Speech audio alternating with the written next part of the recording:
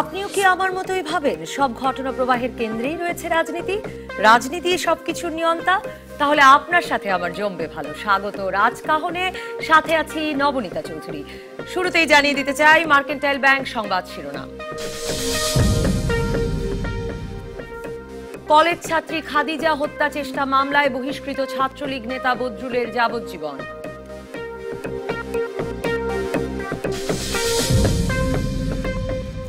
দুর্নীতির মামলায় আওয়ামী লীগের সাবেক এমপি ডাক্তার ইকবালের স্ত্রী ও ৩ ছেলে মেয়ে কারাগারে।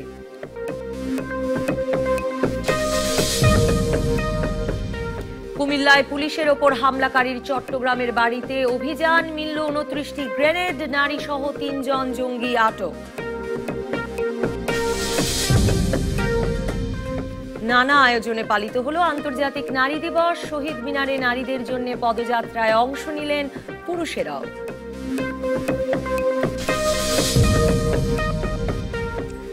আজ বিশ্ব নারী দিবস। আজ রাজকাহন স্টুডিওতে আছেন সেলিনা হায়াত আইভী, যিনি তার ব্যক্তিত্ব, সত্য ভাষণ, অন্যায়ের বিরুদ্ধে দাঁড়ানোর ঋজুতা এবং নীতিনিষ্ঠ ভাবমূর্তির জন্য শুধু তার নিজ শহরেই নয়, পরিণত হয়েছেন সারা দেশে সর্বজন পরিচিত ও প্রশংসিত এক ব্যক্তিত্বে। পেশায় ডাক্তার, প্রবাসী সেলিনা হায়াত আইভী দেশে ফিরে নারায়ণগঞ্জ আওয়ামী লীগের হাল ধরেছিলেন তার দলের এমন এক দুঃসময়ে যখন বিএনপি জামায়াত জোট সরকারের আমলের রাজনৈতিক চাপ এড়াতে নারায়ণগঞ্জের অনেক দোর্দণ্ড প্রতাপ রাজনীতিক শহর এমনকি দেশ ছেড়েছিলেন। ওই প্রতিকূল সময়েই বাংলাদেশে প্রথম কোনো পৌরসভার নির্বাচিত নারী মেয়র হন তিনি। এরপর লাখের বেশি ভোটে জিতে হন দেশের প্রথম নারী মেয়র। দায়িত্বে থাকার ১৩ বছরে সন্ত্রাসের বিরুদ্ধে কথা বলতে আর নারায়ণগঞ্জের জনগণের বিপদে পাশে থাকতে কখনো ভুল করেননি নারায়ণগঞ্জের চুনকার মেয়ে আইভী। এর মধ্যে তার দায়িত্বে অবহেলা বা অসততার খতিয়ান বের করতে কম খোঁজাখুঁজি চলেনি। কিন্তু একদিকে যেমন তিনি আন্তরিক পরিশ্রমের চেহারা পাল্টে দিয়েছেন তার দায়িত্বে থাকা শহরের, তেমনি অসততা, অনিয়মের কোনো কালই ছুঁতে পারেনি তাকে। তাই গত ডিসেম্বরে আবার ৮০,০০০-এর বেশি ভোটের পার্থক্যে জিতে এসেছেন আরো ৫ বছরের জন্য। ভালো ভোটের উদাহরণ হিসেবে যেমন বারবার এসেছে তাঁর শহর নারায়ণগঞ্জের ভোটের কথা, কারণ সে ভোটে সহিংসতা হয়নি অস্ত্রবাজি আর টাকার খেলা, তেমনি দলমত নির্বিশেষে প্রশংসা করেছেন আইভীর ব্যক্তিত্ব, যোগ্যতা ও সততার। কোন জাদুমন্ত্রে সাধারণভাবে নিজের শহর ছাড়া আর কোনো বিষয়ে কথা না বলা, গণমাধ্যমে সবাক না থাকা একজন রাজনীতিক সারা দেশে পছন্দের আর শ্রদ্ধার রাজনীতিক হয়ে ওঠেন।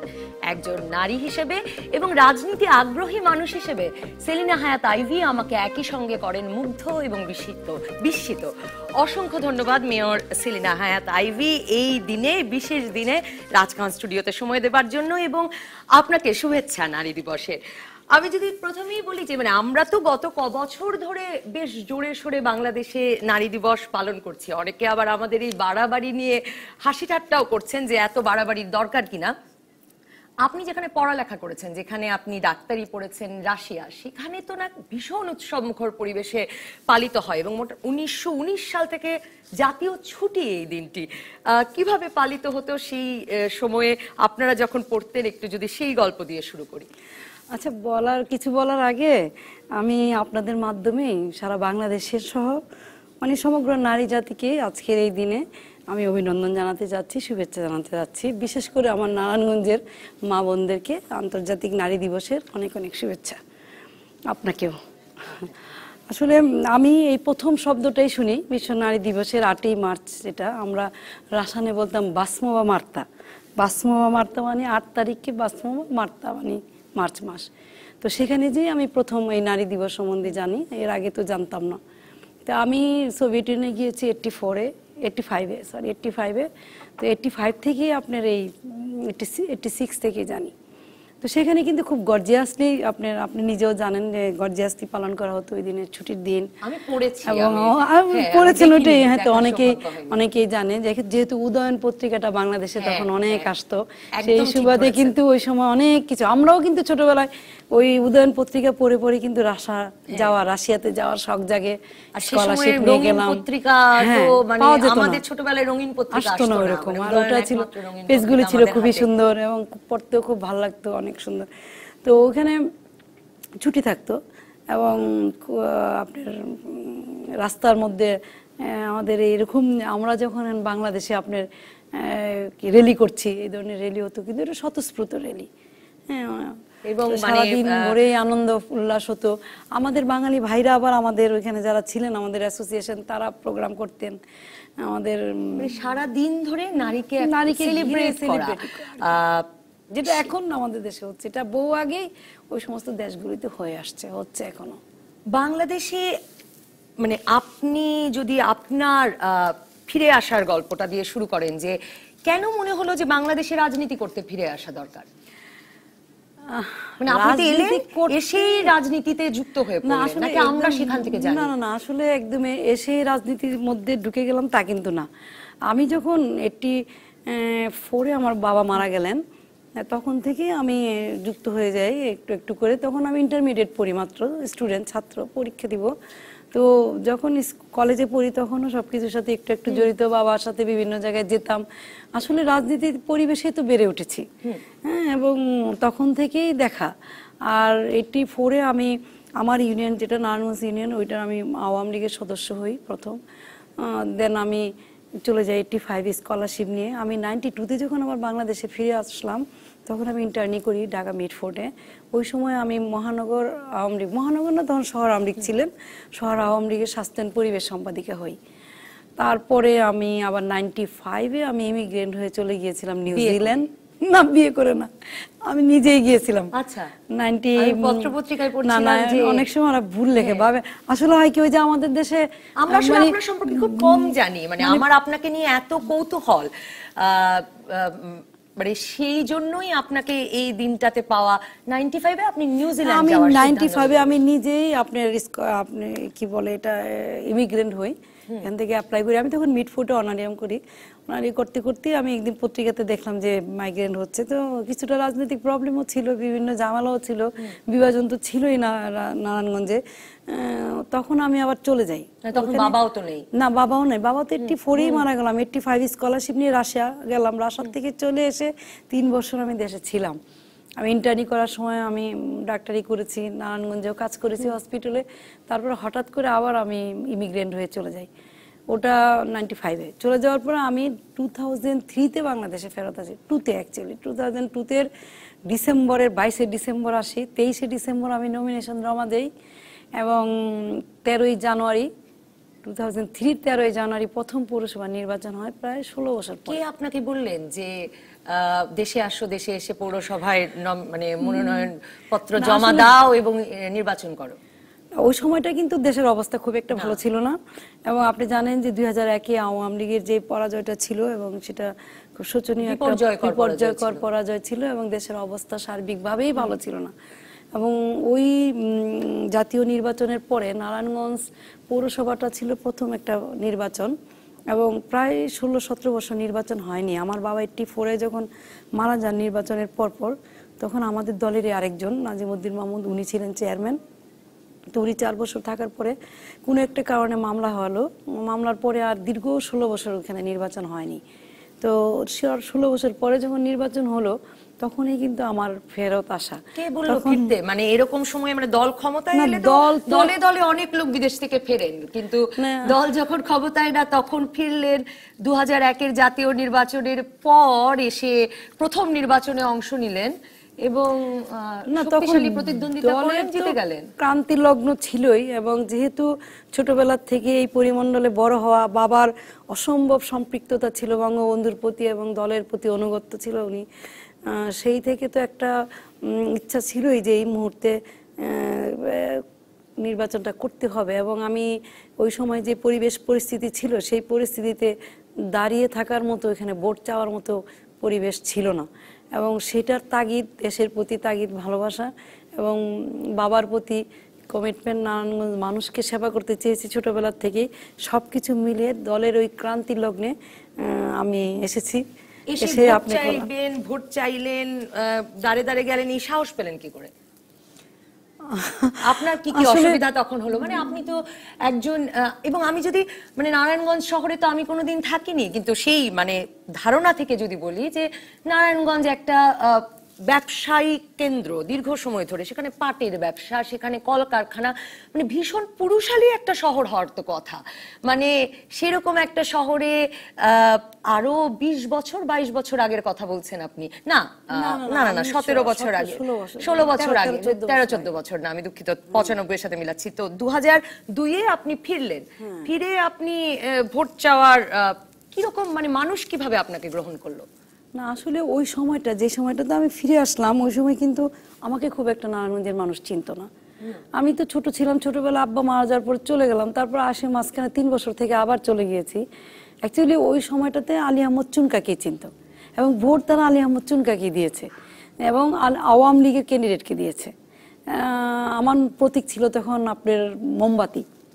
আর ওই সময়টা তো স্বতন্ত্র ঠিক না, দল সমর্থিত। তাহলে আমার বাবার আইডেন্টিফিকেশনটা কি? আলী আহমদ চুনকা আওয়ামী লীগ অঙ্গাঙ্গিভাবে জড়িত এবং তারই মেয়েকে তারা ভোট দিয়েছে, দলের সমর্থিত প্রার্থী ছিলাম আমি। আমার ভয় কাজটা কাজ করে না আমার ভিতরে, আমি কখনোই ভয় পাই না কোনো কিছুকে। ওই সময় আমার ভয় ছিল না, আমি মানুষের ঘরে ঘরে গিয়েছি বা ভোট চেয়েছি, মানুষ আমাকে স্বতঃস্ফূর্ত সাড়া দিয়েছে তখন। কিন্তু আমি যদি এখন আবার একটু ব্যক্তিগত প্রশ্নে যাই, যে আলী আহমদ চুনকার মেয়ে আপনি, ধরুন আমি যদি বলি যে আপনি সেই কৃতি মেয়েদের একজন, যার আমার দুর্ভাগ্য যে আলী আহমদ চুনকার নাম আমি আসলে আপনার মাধ্যমে জেনেছি, কিন্তু আলী আহমদ চুনকার ছেলে ছিল না?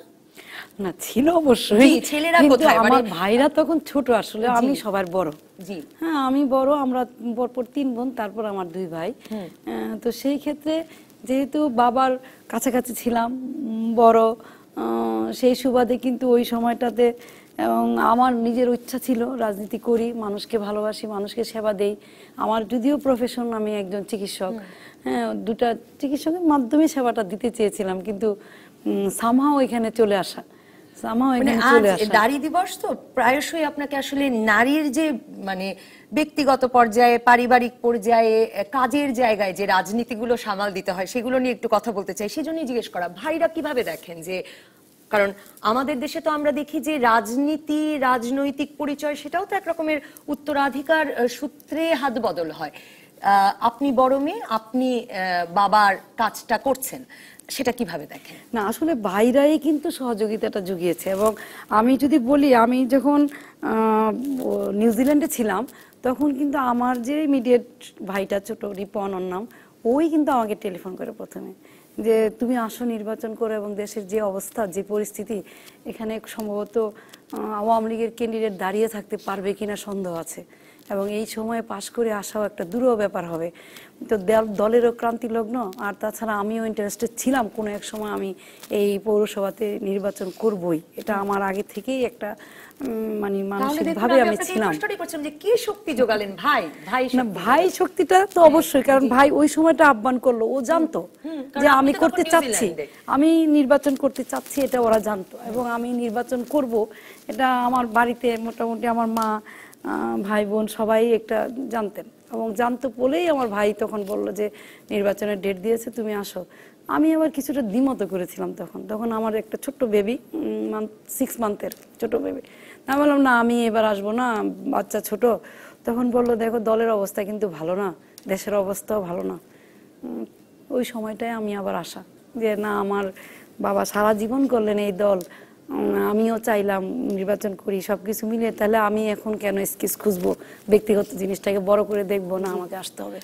তখন আসা। নিজের সংসার, সন্তান, সংসারের গল্প করেন যে নিউজিল্যান্ডে গিয়ে কি তাহলে বিয়ে করলেন? আমি নিউজিল্যান্ডে যেই বিয়ে করলাম, আমার শ্বশুর বাড়ি রাজবাড়ি ফরিদপুর, এবং ওইখানে পরিচয়, ওইখানে বিয়ে। হ্যাঁ, ছেলেরা এখন নিউজিল্যান্ডেই আছেন? বড় ছেলেটা নিউজিল্যান্ডে, ও এবার ইউনিভার্সিটিতে ঢুকলো। 6 মাসের যে বাচ্চাটা, তাকে কি রেখে এলেন না নিয়ে এলেন? না, সাথে 2টাকে নিয়ে চলে আসছিলাম। ও 2 বাচ্চাকে নিয়ে আসলাম, একটা 4 বছর আর একটা 6 মান্থ, 6 মাসের, দুজনকে নিয়ে এসেই নির্বাচন করেছি। 4 বছর আর 6 মাসের? হ্যাঁ, 2টাকে নিয়ে একদম মানে একদিনের সিদ্ধান্তে আমার হাজবেন্ডকে বললাম এক্ষুনি আমাকে টিকিট কেটে দিতে হবে, আমাকে দেশে যেতেই হবে, আমি নির্বাচন করব। সেও জানতেন যে এর মাথায় মানে রাজনীতির পোকা আছে? না, তা তো জানতেনই, উনি তো জেনে শুনে এটা হয়েছে। বাবাকেও চিনতেন, আমাকেও চিনতেন, মানে ওইখানে যাওয়ার পরে পরিচয় সবকিছু জেনে, বা আমি যে দেশে সবসময় চলে আসতে চাইতাম, এটা আমার হাজবেন্ড জানতেন যে আমি দেশে আসবো, দেশেই সেটেল হব। তো এটা জানতেন এবং যিনি হেল্প করেছেন, সহযোগিতা করেছেন। এবং আসলে অ্যাকচুয়ালি আমি সবার কাছ থেকে সহযোগিতা পেয়েছি, শুধু পরিবার বলবো না, পরিবার থেকে শুরু করে যারা রাজনীতি করেন তারা এবং সাধারণ মানুষ সকলেই আমাকে কেউ নিরুৎসাহিত করেনি, উৎসাহিতই করেছে। কাজ করতে যেয়ে তো বাধা অনেক আসছে, সেটা কাজ করার সুনির্দিষ্ট কাজ করবার বাধা নিয়ে এরপরে আলাপ করব, কিন্তু কাজ করা কি অনেক সহজ হয়েছে কারণ আপনি আলী আহমেদ চুনকার মেয়ে? আরেকজন মেয়ে কি সেইভাবে গৃহীত হতেন? মানে এটা কি কখনো মনে হয় না? আসলে জিনিসটা কিন্তু তার না, আলী আহমদ চুনকার মেয়ে হলেই যে সবাই পারবে তা। আমার তো আরো দুটো বোনও আছে, ভাই আছে, সবকিছু মিলিয়ে ওই মুহূর্তটা যেটা ছিল, ক্রান্তির লগ্নটা ও মানুষ বেছে নিয়েছে, শিক্ষা দীক্ষা ছিল, সবকিছু মিলিয়ে হয়তো মানুষ বেছে নিয়েছে। একদম যে তাই মানে হলেই যে হয়ে যেত আমার মনে হয় সেরকম না। মানুষের সামনে চয়েস ছিল, তো লোকজনের সামনে চয়েস ছিল, তাই না? ওই চয়েসটাই হয়তো তারা করেছে। প্রথম নির্বাচনের কথা বলছি আমি, 2003-এ। সেটাই তো মানে আসলে টার্নিং পয়েন্ট। হ্যাঁ, টার্নিং পয়েন্ট। কারণ সেই নির্বাচনে যদি আপনি না যেতেন তাহলে কি হয়তোবা আবার নিউজিল্যান্ডে এখানে কিন্তু আপনার ইয়ে ছিল, আওয়ামী লীগের কথা কিন্তু আপনি বাইপাস করতে পারবো না আমরা কোনো অবস্থাতেই না। দলের নেতাকর্মীরা অনেকেই যদি ছিল না ওই সময়, কিন্তু তৃণমূলের কর্মীরা কিন্তু ছিল, মানুষ ছিল, সাধারণ মানুষ ছিল। দল কিন্তু মনিটরিং করছে নির্বাচনটাকে। 4-5 জন নেতা ওইখানে ছিলেন 3 দিন। আমাদের এখন অনেকে মন্ত্রী, আমাদের মাননীয় প্রধানমন্ত্রী বর্তমানে, উনি রাত জেগে ওটা মনিটরিং করেছেন, দেখেছেন, চেষ্টা করেছেন। মানে সম্মিলিত প্রয়াস ছিল সকলের। আমি একটা বিরতির পর এসে আপনার কাছে শুনতে চাইবো যে দলের ভেতরে, দলের বাইরে, ভোটারদের মধ্যে মানে একটা মেয়ে, একজন মহিলা, উনি কি পারবেন, এই অবিশ্বাসটা ছিল কিনা, সেটা কাটিয়ে উঠতে কাজ করতে হয়েছে কিনা, মানে এই বিশেষ অবিশ্বাসটা কি আপনার প্রতি নারী হিসেবে ছিল কিনা? একটা বিরতির পর দর্শক ফিরে এলাম রাজকাহনে।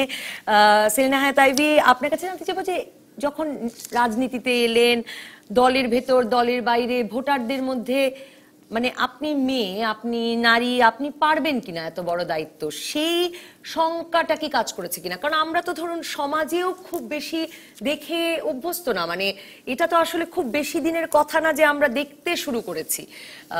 মানে আপনিও তো পায়োনিয়ারদের একজন, আপনি বাংলাদেশের প্রথম নারী পৌরসভা মেয়র, আপনি প্রথম নারী সিটি কর্পোরেশনের মেয়র। কাজে এই বিশ্বাসটার সময় নারী পুরুষের একটা শঙ্কা দেখেছেন কিনা? না, আসলে আমি যখন ভোট চাইতে গিয়েছি মানুষের কাছে, আমি কিন্তু তখন এই জিনিসটা দেখতে পাইনি। মানুষ কিন্তু তখন আমাকে নির্ভয়, নির্দ্বিধায় এবং খুব সংকোচহীনভাবে ভোট দিয়েছে। কিন্তু আমি যখন পাশ করলাম, কাজ যখন শুরু করলাম, কাজ করতে যেয়ে আমি অনেকটা এই ক্ষেত্রে টের পেয়েছি। যেমন আমার সাথে যে সহকর্মীরা, অর্থাৎ ছেলে কাউন্সিল, যারা কাউন্সিলর ছিলেন, তাদের মধ্যে এক ধরনের কাজ, যে সে কি এটা পারবে নাকি, অন্য প্রফেশন থেকে আসছে, ডাক্তারি করেছে, সে কি বুঝবে এগুলির। অথবা আমাদের যে সিটি পৌরসভা, তখন তো পৌরসভা ছিল, পৌরসভার যে কর্মচারী কর্মকর্তারা ছিল, তাদের মধ্যেও এক ধরনের আমি দেখেছি যে কেমন জানি একটা ভাব যে হয়তো সে পারবে না, এরকম এরকম। তো এইটা ছিল, এগুলি আমি ফেস করেছি, প্রচুর ফেস করেছি। এবং আমি পাশ করেছি 2003-এ, তখন দায়িত্ব নিলাম। আমি প্রায় 2 বছর আমাকে বিভিন্ন মানুষের কাছ থেকে তখন শুনতে হয়েছে। তখন কিন্তু অলরেডি 13 বছর বাংলাদেশে মহিলা প্রধানমন্ত্রীরা আছেন। হ্যাঁ, আছেন। তারপরে শুনতে হয়েছে যে আপনি পারবেন না, এখনো এই রাস্তা ঠিক হলো না, এটা হলো না, সেটা হলো না, এরকম কিন্তু ছিল। কিন্তু এই জিনিসটাকে আমাকে আমার কাজের মাধ্যমে এবং মানে বিভিন্ন চড়াই উতরাই পার হয়ে কিন্তু কনফিডেন্সটা জাগাতে হয়েছে, মানুষের কাছে প্রমাণ করতে হয়েছে যে না, একজন নারী হয়েও আমি পুরুষের মতো সমান তালে কাজ করা যে এটা সম্ভব, এটা আমার কাজের মাধ্যমে কিন্তু প্রমাণ করতে হয়েছে। আমাকেও অনেক পদে পদে, আমি আজকেও দেখছিলাম নারী দিবস উপলক্ষে নারীর অবস্থা, উন্নতি, এগুলো নিয়ে বিভিন্ন পত্রপত্রিকায় বিশেষ রিপোর্টও তো হচ্ছে। আমি বাংলা ট্রিবিউনেই পড়ছিলাম যে মানে ঢাকা উত্তর, দক্ষিণ, মানে সিটি কর্পোরেশনগুলোতে তো এখন সংরক্ষিত আসনও করা হয়েছে নারী কাউন্সিলরদের জন্য, কিন্তু নারী কাউন্সিলররা কোনো কাজ করতে পারেন না, মানে রীতিমতো পুরুষ কাউন্সিলররা তাদেরকে একরকমের কোণঠাসা করে রেখেছেন। তো মানে এখনো এই সংকটটা এবং স্থানীয় সরকারের বিভিন্ন পর্যায়ে কিন্তু আপনিও নিশ্চয়ই লক্ষ্য করেন যে এই রিপোর্টগুলো উঠে আসে যে সংরক্ষিত আসনে নারী আছেন কিন্তু নারীর কাজ ঠিক হয়নি, নারী কি করবেন ঠিক হয়নি, পুরুষ সহকর্মীরা একেবারেই জায়গা ছাড়তে রাজি না। আপনার মনে হয় কিভাবে এই জায়গাটা চেঞ্জ হবে? একটু দ্বিমত করি আমি। আসলে পুরুষ সহকর্মীরা একদম ছাড়তে রাজি না, এটার সাথে আমি একমত পোষণ করছি না। এই কারণে প্রত্যেকটা মানুষেরই তার নিজের জায়গা করে নিতে হয় কাজ করার জন্য।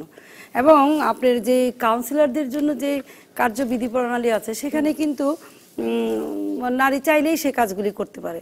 তবে এই অভিযোগটা প্রায়ই শোনা যায় যে বিভিন্ন জায়গায় পুরুষরা একটু কুণ্ঠাসা করে রাখে।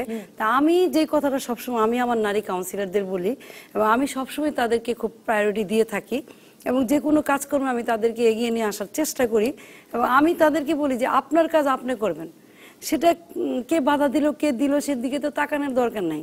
কিন্তু আমার কেন জানি মনে হয় অনেক সময় অনেক ক্ষেত্রে আমাদের কনফিডেন্স লেভেলটা একটু কমে যায় বা কম, সেই ক্ষেত্রে তো চিন্তা করার কারণ নাই। না, আমরা নিজেরাও ভিতরে ভিতরে ভাবি যে আসলে পারবো কিনা বা অনেক সময় যে সংরক্ষিত, আমি মনে করি যে এই শব্দটা এখন আর দরকার নেই আমাদের। এই যে যখন 97-এ মাননীয় প্রধানমন্ত্রী, আজকের প্রধানমন্ত্রী, বর্তমান প্রধানমন্ত্রী 97-এ কিন্তু আপনার এই সংরক্ষিত আসনটি চালু করলেন যাতে মেয়েদের সুযোগ করে দেওয়ার জন্য। এবং পৌরসভাগুলিতে, ইউনিয়ন কাউন্সিলে, ইউনিয়ন পরিষদে সব জায়গায় কিন্তু উনি এই আইনটা চালু করাতেই কিন্তু মেয়েরা অংশগ্রহণ করতে পারলো, পার্টিসিপেট করতে পারলো এবং এই নারীরা অনেকে হয়ে আসলেন। তো এটা তো অনেক দিন হয়ে গেছে, 97 থেকে আজকে 2017, 20 বছর। আমার মনে আস্তে আস্তে এই শব্দটা তুলে দেওয়া উচিত, তাহলে ওই নারীরা একটু হীনমন্যতাও ভুগবে না এবং তাদের ভিতরের যে কনফিডেন্সটা এবং পুরুষরা যে ইগনোর করতেছে যে সংরক্ষিত, এই জিনিসটাও তাদের মধ্যে থেকে এখন তাহলে আমি আবার সেই প্রশ্নে ফেরত যাই যে ধরুন সরাসরি 2020 সালের মধ্যে কিন্তু রীতিমতো গণপ্রতিনিধিত্ব অধ্যাদেশে বলা আছে যে আপনাকে দলের সিদ্ধান্ত প্রণয়ন যে বডি সেটার মধ্যে 33% নারীর পার্টিসিপেশন নিশ্চিত করতে হবে, সংসদেও সম্ভবত 33% নিশ্চিত করতে হবে, এরকম একটি লক্ষ্য আছে। কিন্তু কোন দল আসলে মানে এখনো 20%-ও পৌঁছতে পারেনি। তো এই অবস্থায় যদি থাকে তাহলে আপনি যে বলছেন সংরক্ষিত তুলে দেওয়া উচিত, তাতে তো নারীর প্রতিনিধিত্ব কমে যাওয়া ছাড়া আস্তে আস্তে তুলে দিতে হবে। এবং আপনি খেয়াল করে দেখবেন যে দলে কি কোনো পুরুষ জায়গা ছেড়ে দিয়ে বলবে যে এখানে নারী, না ওইখানে নারীরাই হয়ে আসবে। এখন সরাসরি অনেক জায়গায় নারী হয়ে আসছে। আর আপনি খেয়াল করে দেখবেন যে সবগুলি দল যদি বলেন তাহলে আওয়ামী লীগ কিন্তু তার ব্যতিক্রম। আওয়ামী লীগের মধ্যেই কিন্তু সবচেয়ে বেশি নারীদের আসন করে হয়ে যাবে। এটা এই প্রচলন, এটা যেটা করেছে আপনি দেখেন সংসদে যদি দেখেন অন্য দলের থেকে নারী পার্টিসিপেশন বেশি কিন্তু আওয়ামী লীগে। আপনি যদি দলের ভিতরেও দেখেন, কমিটির মধ্যেও দেখেন, সেখানেও কিন্তু দেখবেন নারীদের অগ্রাধিকার অনেক বেশি দেওয়া হচ্ছে। এবং এই যে দেওয়া হচ্ছে বা দিবে বা 33% করবে, তার মধ্যে কিন্তু নারীদেরও এগিয়ে আসতে হবে। নারীদেরও ওই আত্মবিশ্বাস নিয়ে তাদের শিক্ষা দীক্ষা সবকিছু নিয়ে নির্বাচনের একটা রাজনীতি আছে, নির্বাচনের একটা রাজনীতি আছে, নির্বাচনী এলাকা একটা পেতে হয়, নির্বাচন করবার জন্য টাকা লাগে, পরিশ্রম, সততা, যোগ্যতা এগুলো নিশ্চয়ই লাগে, আপনি বলবেন, কারণ আপনি তার সুফল ক্রমাগত পেয়েছেন। কিন্তু আমরা তো এও জানি যে আসলে টাকা লাগে এবং একটা এলাকা লাগে, এই দুটোর কোনোটার কন্ট্রোলই তো নারীর হাতে নাই। না কে এটা আসলে আমি জানি না। একটু তো সমস্যা তো একটু হবেই, একটু তো অসুবিধা হবে, যে কোনো জিনিস নতুন করতে গেলে এরকম হয়। কিন্তু আপনি দেখেন বাংলাদেশ আওয়ামী লীগের যে 13 থেকে 14 জন নারী সরাসরি নির্বাচন করে আসছে, তাদের কি আসন ছিল না? তাদের তো আসন আছে। এইভাবেই আস্তে আস্তে হবে, নারীর যোগ্যতায় এগিয়ে যাবে এবং নারী সেই পর্যায়ে অলরেডি চলে আসছে। 2020 সাল নাগাদ আপনি বলছেন 2020-2041-এর দিকে আপনি তাকাবেন, দেখবেন নারীরা নিজেরাই বলবে যে সংরক্ষিত দরকার নাই, এটা তুলে দাও। অনেক নারীরাই নিজেরাই বলেন, মানে অনেক নারী এমপিও এখানে এসে বলেন যে তারা সংরক্ষিত আসনে যার আসন যার এলাকা থেকে সে তার জায়গা করে নিবে, তার যোগ্যতার বলেই নারী এগিয়ে যাচ্ছে। নারী কারো দয়া দাগ কিনে আগাতে হবে না।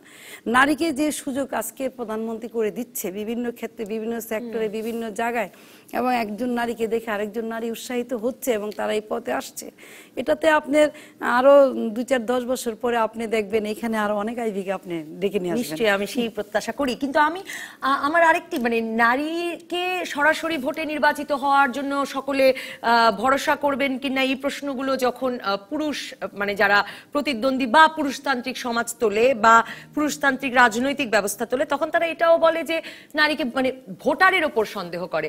আপনি শুরু করেছিলেন যে ভোটাররা আসলে কোনো মানে নারী পুরুষ ভেদ করেন নাই। আরেকটা বিষয়, আপনি আপনার নির্বাচনী যদি হিসেব নিকেশগুলো মেলানো যায়, নারী ভোটাররা ভীষণভাবে আপনাকে সমর্থন করেছেন এবং কেন্দ্র বাই কেন্দ্র আমরা যে মানে হিসাব তুলে এনেছি তাতে দেখা গেছে যে নারী ভোটাররা দলে দলে ভোট দিতে গেছেন এবং আপনাকে ভোট দিয়েছেন। তো নারীর তো শক্তি আসলে নারী ভোটাররাও আছে, বাংলাদেশে তো অর্ধেক অর্ধেক জনসংখ্যা। অবশ্যই এটা কিন্তু শুধু আমার ক্ষেত্রেই যে হয়েছে তা কিন্তু না, নারীর মধ্যে একটু ব্যতিক্রম। হ্যাঁ, নারীরা অবশ্যই আমাকে ভোট দিয়েছে, এই জন্য আমি কৃতজ্ঞ আমার সেই মাদের বোনদের প্রতি যে তারা 3টা নির্বাচনে আমাকে প্রচন্ডভাবে সাপোর্ট দিয়েছে এবং ভোটও দিয়েছে। এটা নানান বাংলাদেশেও কিন্তু আপনার অন্য জায়গাতে যে নারীরা পাশ করছে সেখানেও কিন্তু সাপোর্ট দিচ্ছে।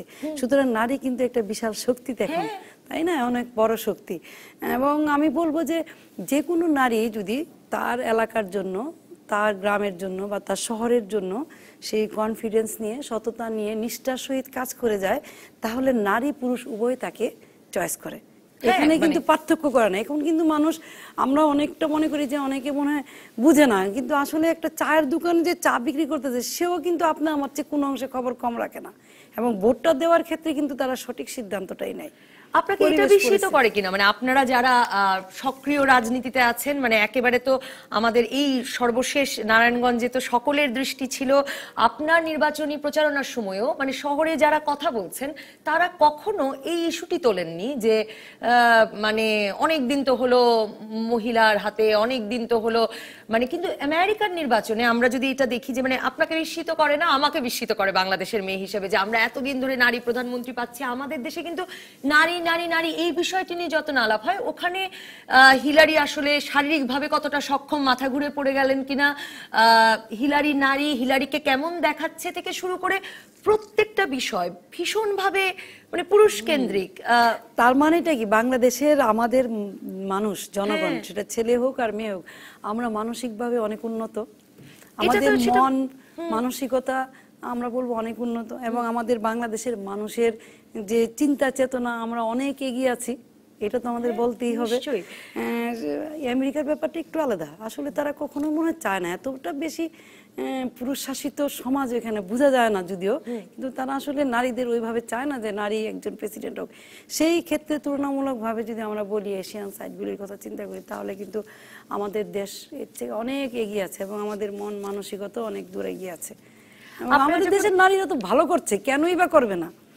এবং আপনি দেখেন আমাদের বর্তমান প্রাইম মিনিস্টার থেকে শুরু করে যারা সংসদে আছেন, স্পিকার থেকে শুরু করে সকলেই ভালো করছে, প্রত্যেকেই যার যার অবস্থানে। আমি যদি বলি আপনার কথা, আপনিও যে এখানে করছেন উপস্থাপন, নারীরা সব ক্ষেত্রে এগিয়ে গেছে, সব ক্ষেত্রে, কোথাও কোনো জায়গায়।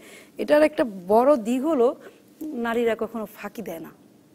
কাজকর্ম করতে যে তারা একদম ঘর যেভাবে সুন্দর করে গুছাতে অভ্যস্ত, বাচ্চাকে দেখতে তারা যেভাবে অভ্যস্ত, ছেলে মেয়েদের যত্ন করতে তারা তাদের নিজেদের কর্মক্ষেত্রটাকেও ঠিক সেইভাবেই যত্ন করে এবং কোনো কাজের মধ্যে ফাঁকি নেই। আপনি দেখেন পৃথিবীর মধ্যে সবচেয়ে বেস্ট ড্রাইভার যদি বলেন তাহলে নারীরা।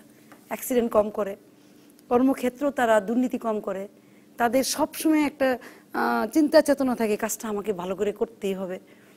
এই সব কিছু মিলে পরিশ্রম, মেধা, বুদ্ধি এবং আপনার এই পরিশ্রমের কথা বলছিলেন, মানে নারীর তো আসলে মানে আমরা এর পরের পর্বেও এটা নিয়ে আলোচনা করব, কিন্তু নারীর কাজ নিয়ে এমনকি প্রধানমন্ত্রী শেখ হাসিনাও গত বছর কোন অনুষ্ঠানে জানি, মানে ওই ভিডিওটা ভাইরাল হয়েছিল রীতিমতো, যে তিনি বলেছিলেন যে পুরুষকেও তো অফিস থেকে ফিরে কিছু একটা কাজে হাত লাগাতে হবে, কিন্তু নারী বাইরে কাজ করে, নারী ঘরে কাজ করে। এবং আমি বাংলাদেশ পরিসংখ্যান ব্যুরোর হিসাব দেখছিলাম যে নারী পুরুষের চেয়ে 3 গুণ বেশি কাজ করে। তো আমরা শক্তিতে কম, মানে আমরা সবসময় শুনে এসেছি যে আমাদের শারীরিক শক্তি কম, হ্যাঁ, কিন্তু আমরা 3 গুণ বেশি কাজ করতে পারি, পুরুষ সেটা করেন না। আপনি বলছিলেন যে 4 বছর আর 6 মাসের বাচ্চা নিয়ে আপনি দেশে এলেন, একটা প্রতিকূল সময় রাজনীতিতে যুক্ত হয়ে পড়লেন সরাসরি। কিভাবে বুঝালেন, মানে কি করে আসলে এই এই বাড়ি মানে এক সংসার, সন্তান প্রতিপালন এবং এত বড় মানে একটা অফিস সামলানো, মানে এটা তো আর অফিস নয়, মানে একটা শহর। না না, তার আগে একটু বলি, ওইটাতে যাওয়ার আগে যে নারীরা কিন্তু আসলে দুর্বল না। আপনি দেখেন যে নারী 9 মাস একটা বাচ্চা পেটে ধারণ করে, হ্যাঁ, মা একটা বাচ্চা জন্ম দিচ্ছে, সে মা কি কখনো দুর্বল হতে পারে? মা তার জীবনের রিস্ক নিয়ে, মা তার সমস্ত শক্তি দিয়ে, সবকিছু দিয়ে, শত কষ্ট, শত কিছু পার করে কিন্তু একটা সন্তানকে ভূমিষ্ঠ করছে। কিন্তু যারা দুর্বল হবেন তারা তো জানেন না যে কি শক্তি, জানে না যে মায়েদের মধ্যে এবং মেয়েদের মধ্যে কি পরিমাণ শক্তি আছে, তারা জানে না। এবং যারা এই শক্তি দেখাতে পেরেছে সঠিক পথে, সঠিক জায়গায় এবং অত্যন্ত নিষ্ঠার সহিত, তারাই কিন্তু সাকসেস। আপনি দেখেন পৃথিবীতে যত নারী দেখবেন সাকসেস হয়েছে, তারা কিন্তু তাদের সেই পরিশ্রমটা, মেধাটা, বুদ্ধিটাকে কাজে লাগিয়েছে বলেই আজকে ওই জায়গাতে পৌঁছতে পেরেছে। সুতরাং তখন কিন্তু অনেক পুরুষ ওই নারীর কাছে হেরে যায়, অনেক নারীর কাছে, যে সুতরাং নারীরা কখনো দুর্বল না। পুরুষরা এটা ভাবে যে না দুর্বল, কারণ আমাদের পারিপার্শ্বিক অবস্থা, পরিবেশ, পরিস্থিতি এবং এই পুরুষ শাসিত সমাজে আমাদেরকে দুর্বল করে রাখা হয়, অথবা আমাদের পারিবারিক মণ্ডলে আমাদের পরিবেশগুলিকে ছোটবেলা থেকে আমাদের শেখানো হয়, তুমি মেয়ে মানুষ, এটা করো না, এই খেলাটা তুমি পারবে না, এই লং জাম্পটা তুমি দিও না, এটা ছেলেদের জন্য, এটা মেয়েদের জন্য না, হ্যাঁ, মেয়েদের দিয়ে পুতুল কিনে দিয়ে হচ্ছে, ছেলেকে একটা গাড়ি কিনে দেওয়া হচ্ছে। এই পরিমণ্ডল থেকে আমরা নিজেদেরকে দুর্বল ভাবতে শিখি এবং ওই দুর্বল ভাবতে ভাবতে ভাবতে একটা সময় যে আমরা নিজেদেরকে দুর্বল মনে করি, আসলে নারীরা দুর্বল না। আপনি বারবার আমাদের প্রধানমন্ত্রী, আপনার নেত্রীর যে নারীদের উন্নয়নে বিভিন্ন পদক্ষেপের কথা বলছিলেন, আপনি আবার দুর্বল ভাবতে শেখানো হয় সমাজ, সেখানে শেষ করেন। আমি বিরতির পর এসে, আপনি নিশ্চয়ই জানেন যে সারা দেশে ভীষণভাবে আলাপ হচ্ছে বাল্য বিবাহের আইন বিশেষ বিধান রেখে পাশ করার বিষয়। আমি এই মন্তব্য না জানলে আসলে মানে ভুল হবে। একটা বিরতির পর এসে জানবো। আর জানতে চাইবো, আপনি কালকেই বলেছেন যে প্রশাসনের সহযোগিতা না পেলে পদত্যাগ করব। 13 বছর কাজ করবার পর আরো 5 বছরের ম্যান্ডেট পাবার পরে কে আপনাকে অসহযোগিতা করবার সাহস করছে? একটা বিরতির পর। দর্শক থাকুন রাজকাহনে। ফিরে এলাম রাজকাহনে। ডাক্তার সেলিনা হায়াত আইভী, প্রশাসনের সহযোগিতা না পেলে পদত্যাগ করব, এরকম কথা কাল আপনি সংবাদ সম্মেলন করে বলেছেন। কি সমস্যা হচ্ছে? না, সংবাদ সম্মেলন না, এটা একটা সমন্বয় কমিটির মিটিং ছিলেন। সমন্বয় কমিটির মিটিংয়ে কথাটা আসলে বলেছি। আসলে অনেকগুলি প্রবলেমে, যে প্রবলেমগুলি একা সলভ করা সম্ভব না, বা নারায়ণগঞ্জ সিটি কর্পোরেশনের পক্ষে একা করা সম্ভব না। আমরা সবাই জানি যে আমাদের দেশে অনেক প্রবলেম, স্থানীয় সরকারগুলি, গভর্নমেন্ট যেভাবে চাচ্ছে শক্তিশালী করতে, এখন পর্যন্ত আমরা সেই পর্যায়ে না। লোকাল গভর্নমেন্টের অনেক প্রবলেমই থাকে। আমরা যে সিটি গভর্নমেন্টের কথা বলি, আমাদের মেয়র হানিফ যে কথাটা বলছিলেন, সিটি গভর্নমেন্ট দরকার, অর্থাৎ একই আমব্রেলার নিচে সবগুলি সংস্থা থাকবে, সেটা হলে কিন্তু আপনার কাঙ্ক্ষিত সেবা দিতে সুবিধা। কিন্তু সেই আমাদের দেশে এখনো কিন্তু সেটা নেই বলে দেখেন ট্রাফিক যানজটের জন্য কিন্তু আপনারা আমাদের দায়ী করেন। সব মুখর পরিবেশে যত মানে বিরাট নির্বাচন হিসেবে মেয়র নির্বাচনকে দেখায়, মেয়র নির্বাচন করি যে উৎসাহে ভোটাররা গিয়ে ভোট দেন, আসলে মেয়রকে সে পরিমাণ ক্ষমতা দেওয়া হয় না। এখন আপনার ট্রাফিক যানজটের জন্য গালি শুনতে হয় আমাদের, আপনার রাস্তা পরিষ্কার থেকে শুরু করে সবকিছু কিন্তু মেয়রকে।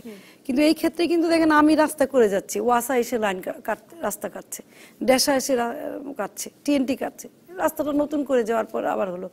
আর তাই এখানে যদি সমন্বয় থাকতো তাহলে কিন্তু এই যে টাকার অপচয় হচ্ছে না, আবার মনে করেন এর তো খোরাখুরিও হচ্ছে না। এই তো বাংলাদেশের শহরে শহরে মানে আমরা বছরের পর বছর দশকের পর দশক এই দেখছেন, এবং এখানে নিয়ে অনেক কথাবার্তা হয় এইসব নিয়ে। আবার আপনি দেখেন অবৈধ ট্রাক বাসের ছড়াছড়ি, নারায়ণগঞ্জ শহরে আপনি পা দিতে পারবেন না। অবৈধ truck stand, bus stand, baby stand, taxi stand, লেগুনার থেকে শুরু করে সবই। তো এইগুলি তো সরানো প্রয়োজন। ফুটপাত পুরোটাই দখলে হকারদের। এখন ঢাকার থেকে তুলে দেওয়ার পর আরো বেশি নারায়ণগঞ্জে গিয়েছে, এবং একটু হাঁটার জায়গা আপনি পাবেন না সারাদিনে।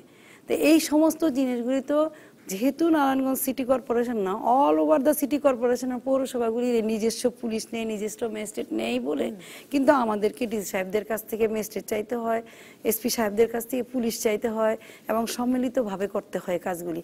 কিন্তু সবসময় চেয়ে চেয়ে করা আর আপনি রেগুলার একটা করা, তাছাড়া আপনার অনেক জিনিস আছে যেগুলি ট্রাফিক, এই যানজট, একটা শহর বঙ্গবন্ধু রাস্তার উপর দিয়ে নারায়ণগঞ্জ, বিকল্প রাস্তা করার মতো আমাদের জায়গাও নেই, যেহেতু অনেক পুরানো শহর, ছোট্ট শহর, গিন্সি শহর, ডেন্সি শহর, আপনার এখানে প্রচুর লোক পপুলেটেড। এই যে প্রবলেমগুলি, এই প্রবলেমগুলি কিন্তু সলভ করার জন্য সমন্বয় দরকার। সেই সমন্বয়টার আমাদের অনেক ক্ষেত্রে অভাব।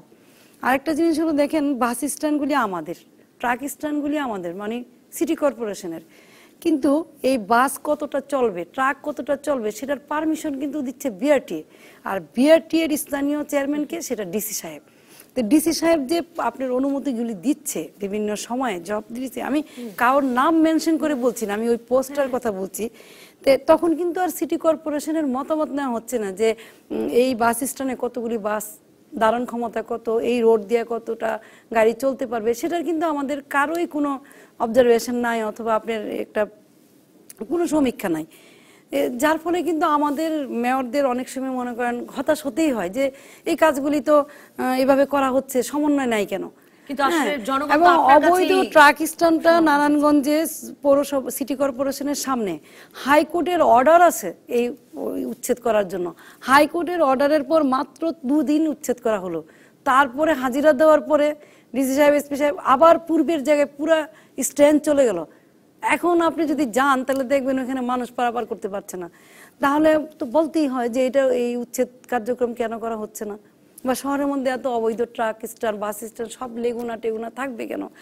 ওয়াসাকে আপনি, মানে এই ওয়াসা, আরেকটা কথা বলি, মানে ডেসা, এরা সমন্বয় করে রাস্তা কাটবে, এটার জন্য কি মানে সিটি গভর্নমেন্ট করতে হবে?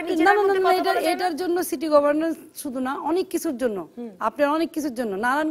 নারায়ণগঞ্জ, গাজীপুর, সাভার রাজুকের আওতাধীন, ওখানে প্ল্যান দিচ্ছে রাজুক, দেখার কেউ নাই। সমানে বিল্ডিং উঠতেছে, কিসের উপরে উঠতেছে? ড্রেনের উপরে হচ্ছে, রাস্তার উপরে হচ্ছে, না কেউ হচ্ছে মনিটরিং করার কেউ নাই। একটা প্রবলেম। দ্বিতীয় প্রবলেম হলো আপনার এই যে আমি যেগুলি বললাম অবৈধ সবকিছু, তো সিটি কর্পোরেশনের তো পূর্ণাঙ্গ, আপনি বাইরের সিটি কর্পোরেশন বা পৌরসভা যদি দেখেন, মিউনিসিপ্যালিটি, তাদের আন্ডারে সবকিছু, একটা মেয়রের আন্ডারে, এবং কাজ করতেও যেমন সুবিধা, পয়সারও যেমন অপচয় হয় না, তদ্রূপভাবে কাঙ্ক্ষিত সেবাটাও মানুষকে দেওয়া যায়। কিন্তু এই সমন্বয় করে করে তো আর আপনার সেবা দেওয়া পসিবল না।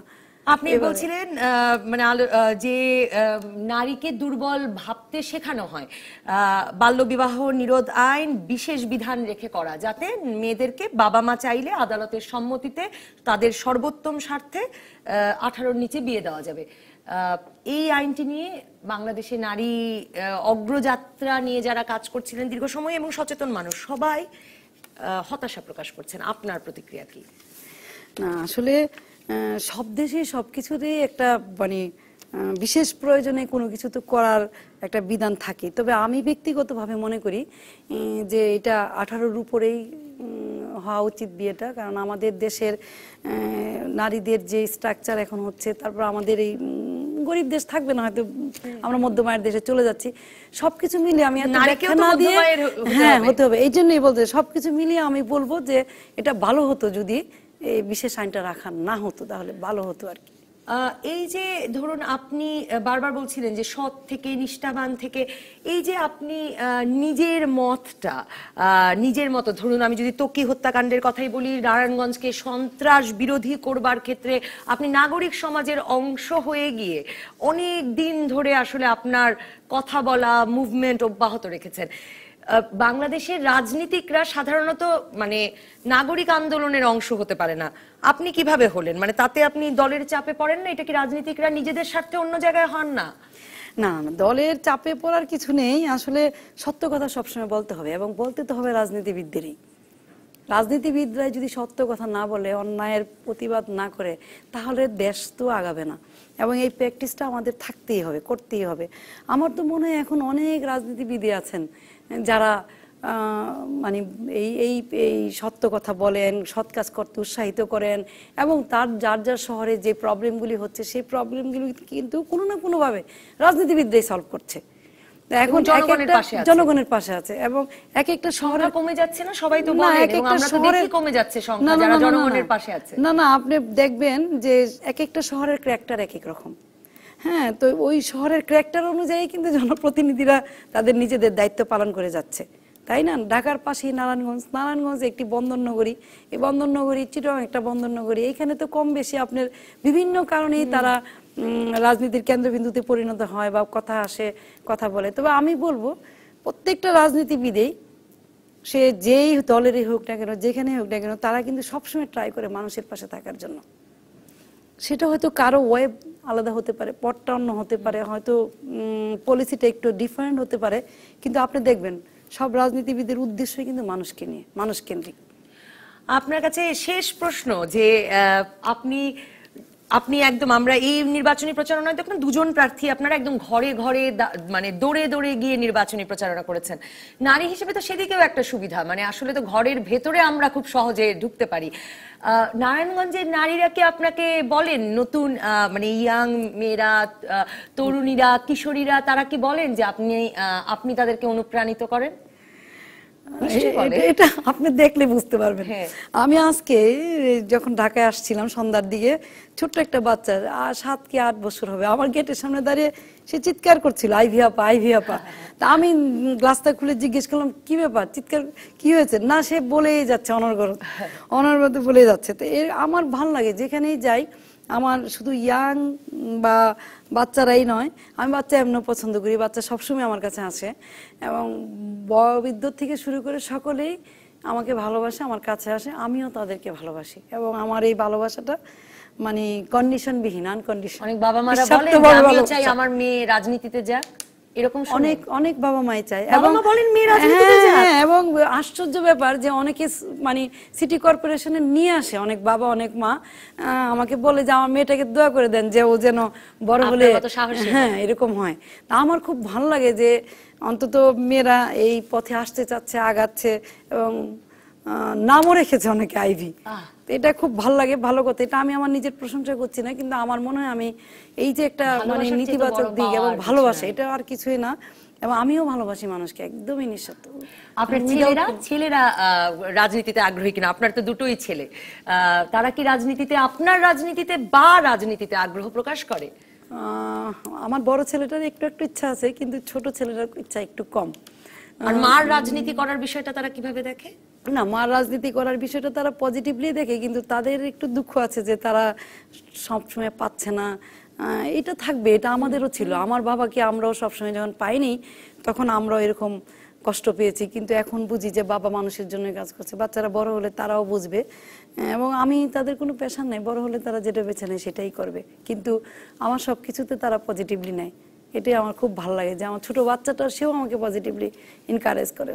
না হলে তো আসলে এত শক্তি পাওয়াও যায় না। অসংখ্য ধন্যবাদ সেলিনা হায়াত আইভি সময় দেওয়ার জন্য। আমার আপনার প্রতি মুগ্ধতা আসলে আরো বাড়লো। আমি ধারণা করি দর্শক যারা শুনেছেন তাদেরও নিশ্চয়ই খুব ভালো লেগেছে। অনেক ব্যক্তিগত প্রসঙ্গেও আমরা জানতে পারলাম, অনেক ইনফর্মাল একটা অনানুষ্ঠানিক আলাপ হলো। রাজকাহনের পরবর্তী পর্বেও আমরা আজ আলোচনা করব নারী দিবসকেই ঘিরে সমতার পথ কত দুস্তর এই বিষয়ে। সাথে থাকবেন মহিলা ও শিশু বিষয়ক প্রতিমন্ত্রী মেহের আফরোজ চুমকি, দৈনিক ইত্তেফাকের ভারপ্রাপ্ত সম্পাদক তাসমিমা হোসেন এবং ইমেজের প্রকল্প পরিচালক ফারহানা জেসমিন হাসান। সাথে থাকবেন আপনিও।